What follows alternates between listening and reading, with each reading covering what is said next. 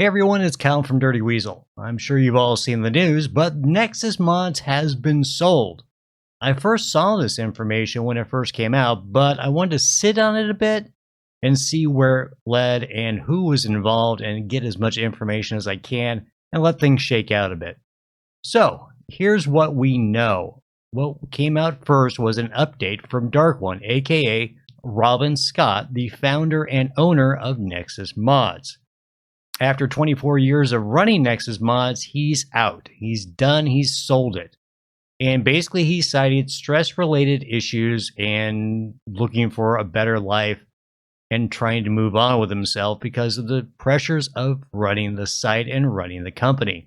I could tell that this was written by a PR firm in conjunction with Robin. This is very much standard fare for these type of statements. You get a PR guy in, he talks about how much he enjoyed working for the company, how he started it way back in 2001 on his own computer in his bedroom, and that's all great.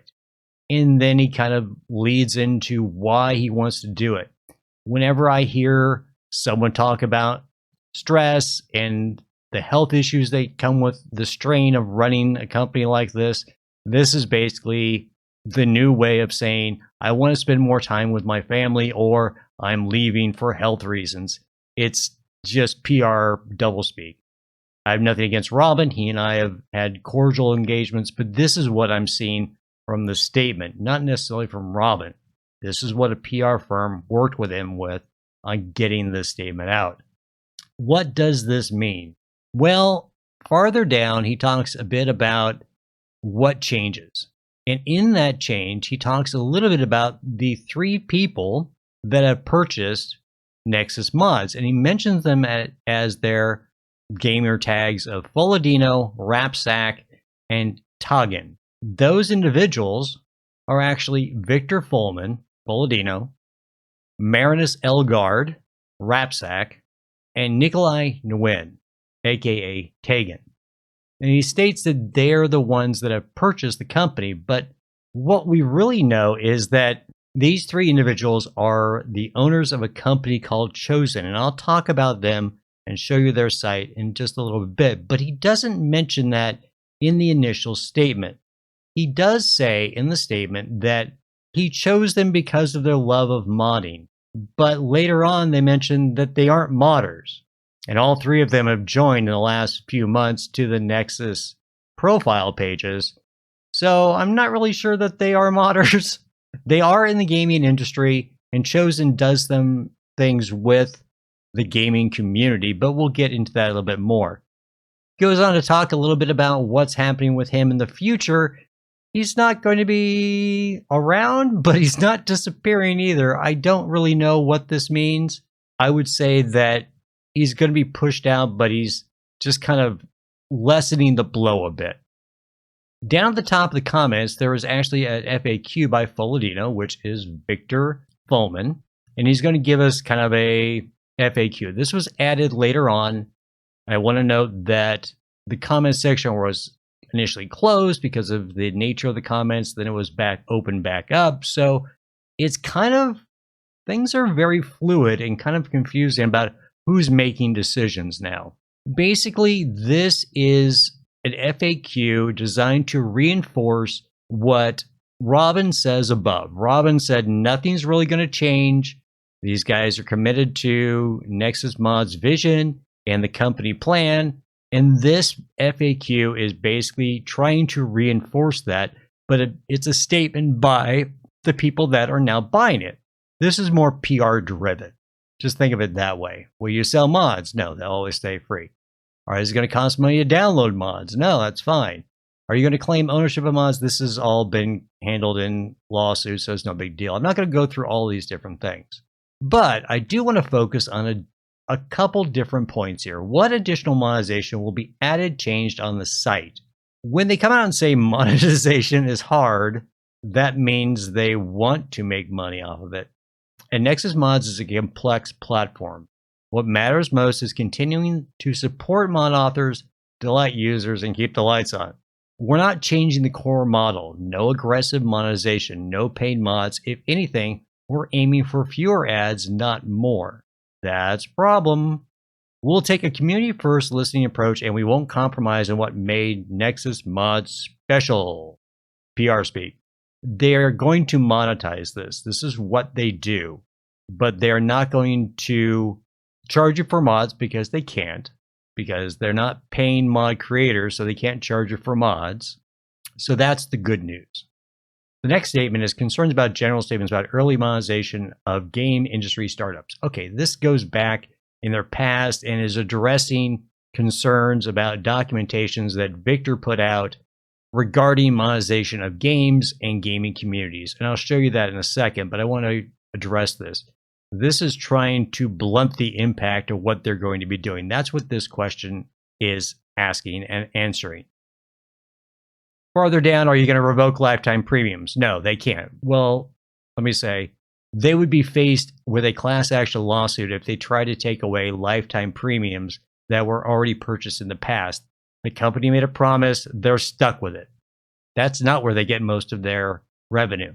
Lifetime premiums like I bought when it was only $50, 25, I don't even remember, it was so long ago. That's not the main source of their revenue. The main source of the revenue is monthly premiums or download speeds. The rest of these things are basically trying once again to reinforce, hey, everything's going to be staying the same, don't panic. And this is where we get down to the next thing is, you've never made a Skyrim mod, how can you understand this? True, we haven't, but neither has Robin. That's a qualifier. They're saying, oh, Robin's never made a mod, so we don't have to make mods, but trust us, we're just like you. Okay, and then they talk about Chosen. Why didn't you mention Chosen in the post? That's the big elephant in the room, because Chosen is a problem. The company Chosen is a problem. These guys run a company, and Chosen has purchased Nexus Mods, not these three guys. Chosen has.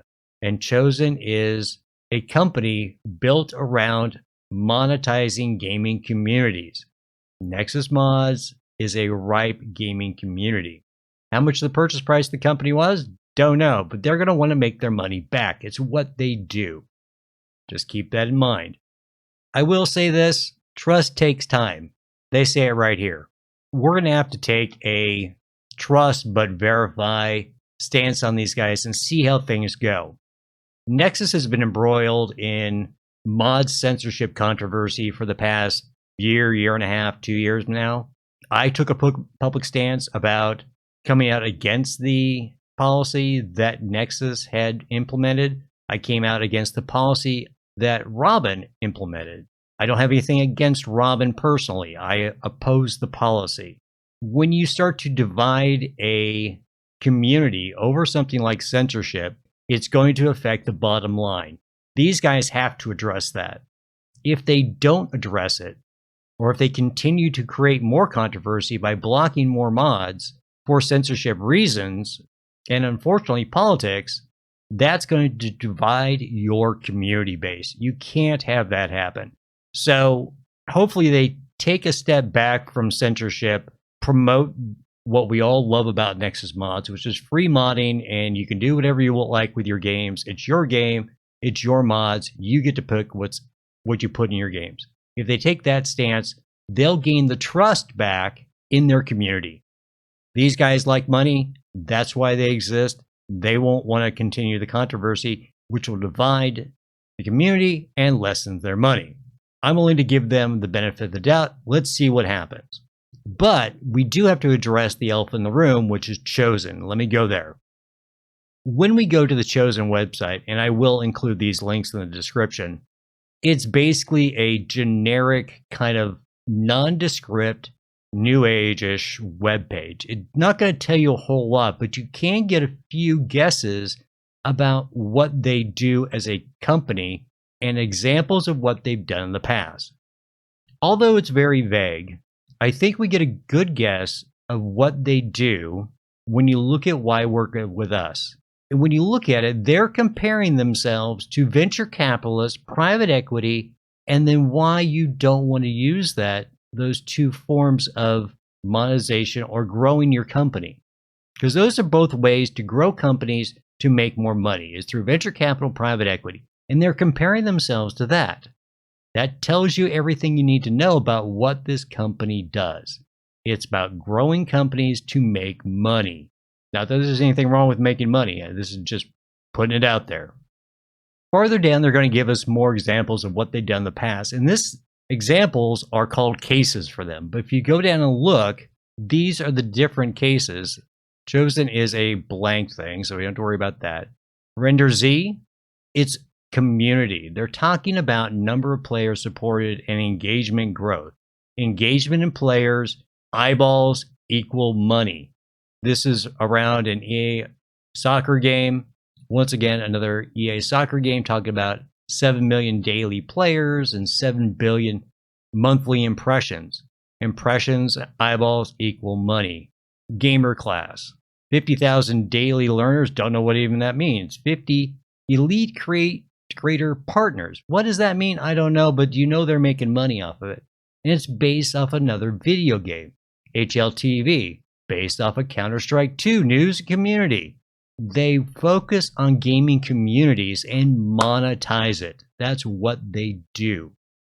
There is a document running around that was put out by Victor that's been running around the Reddit and the internet and different things, trying to portray it as a bad thing. And here's how they're going to try and fleece you. Reading this document is not necessarily bad.